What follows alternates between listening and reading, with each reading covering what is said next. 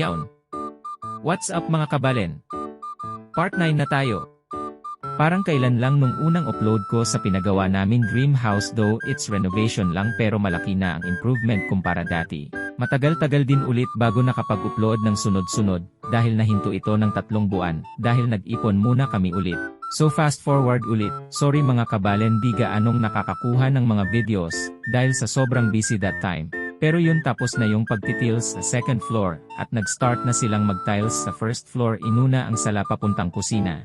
Nasabi ko last video ko na bumili ako ng tiles pero nagkulang pa din kaya binili pa ang mga kulang. Mabilis lang silang nag-tiles, isang araw lang natapos na yung sala at kusina dahil tinuloy lang naman nila neto. Pasensya na pictures lang ang meron ako dahil minsan nakakalimutan kong mag-take ng videos dahil sa dami ng iniisip.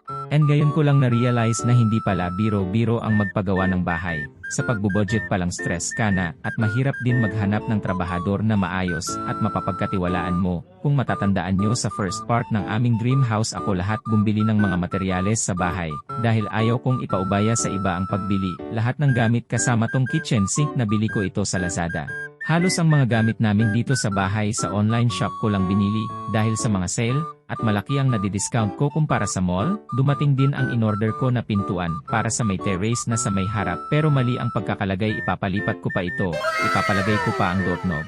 Kinabukasan pagdating namin sa bahay, tapos na pala nilang lagyan ng tiles ang living, dining at kusina at nalagyan na din pala ang banyo at hagdanan. Makikita nyo naman na ang daming kalat ng bahay, kaya nag-decide kami na linisan ito ng linggo. Kinabuksan linggo tapos na kaming maglinis neto. House tour ko muna kayo para makita nyo ng buo ang itsura ng bahay since tapos na ang tiles ng flooring at lababo at banyo. Embedded gas stove ang binili ko since modern ang itsura ng bahay. Kung gusto nyo ilalagay ko sa comment section ang link. At yung kitchen sink naman is 304 stainless steel black naman ang napili ko para aesthetic. Lagay ko na lang din sa comment section ang link. Lagay na din ang toilet bowl at ibang bathroom organizer tulad ng towel rack, tissue holder, at toilet brush. Speaking of, kasabay pala ng pagtitiles ang paglalagay ng linya ng tubig. Samahan nyo ako umakyat sa second floor. Nalagyan na din pala ng primer ang handrail, kulay gray ang handrail at papatungan ito ng stainless paint, kaso di ako satisfied sa outcome kaya pinapapalit ko ng ibang kulang ang handrail. Mula sa kinatatayuan ko makikita mo ang angulo ng chandelier. Hindi pa yan, tapos ayusin pa yan para mas gumanda pa. At makikita mo din ang view ng Pampanga River. Tara tignan natin nyo ang banyo ng second floor. Same lang sila ng banyo. Sa first floor pinagkaiba lang nila, meron lavatory ang second floor at shower. Labas tayo sa may terrace, sa may likuran, natapos na din lagyan ng tiles, kulay itim na marble design ang tiles neto. Mabilis lang nalagay ang steel grills, nakuha ko lang ang design ng grills namin sa Google. I'm not sure kung nagustuhan nyo pero goods naman, lalagyan pa yan ng pintura para di agad kalawangin. Balik ulit tayo sa loob. Kung makikita nyo nasa gilid ang lavatory, yung color white na oval.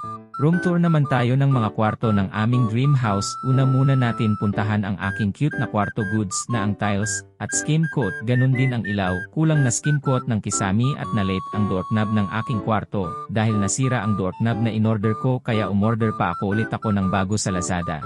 Tara lipat naman tayo sa kwarto ng aking nanay. Goods na din ang tiles at ilaw, skim coat na lang din ng kisami at doorknob na lang sa pintuan palabas ng terrace. As of now walang nagtatrabaho, pinahinto namin dahil naubos ulit ang budget. Pakonte-konte na lang ang gawa ng bahay. Kapag nagkakaroon ulit ng budget, dun ulit ipapagawa. Pero kahit papaano malapit na tayo sa goal natin na matapos ang bahay. Inaalis ko ang mga masking tape na nasa doorknob ng main door dahil hindi namin siya ma-lock kaya inayos ko na din ang fingerprint scanner. Dumating na pala yung bagong sensor ng ilaw para sa hagdan.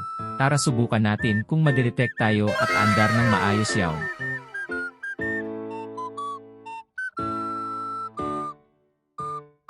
I-check naman natin kung kusa itong mamatay kapag wala na siyang madetect. Gumagana naman ng maayos, legit ang ganda. Speakless, pasensya na wala akong video nung inilagay nila ang bagong sensor. Kinabukasan meron na ulit nagtrabaho since nakaipon ng konti, kaya pinagawa ko ang veranda na sa may harapan, at mga ilaw na hindi pa nalagay tulad ng chandelier sa may sala, mga pin light sa second floor. 3 araw lang silang nagtrabaho, dahil yun muna ang kinaya ng budget. At makapilas ang 2 araw dumating din ang mga pinagawa kong aluminum bathroom door. Mura ko lang silang nakuha kasama na ang door hand at automatic door closer. Hindi to mga sponsor, baka naman. Yun, hanggang dito na muna ang video ko. Comment for part 10.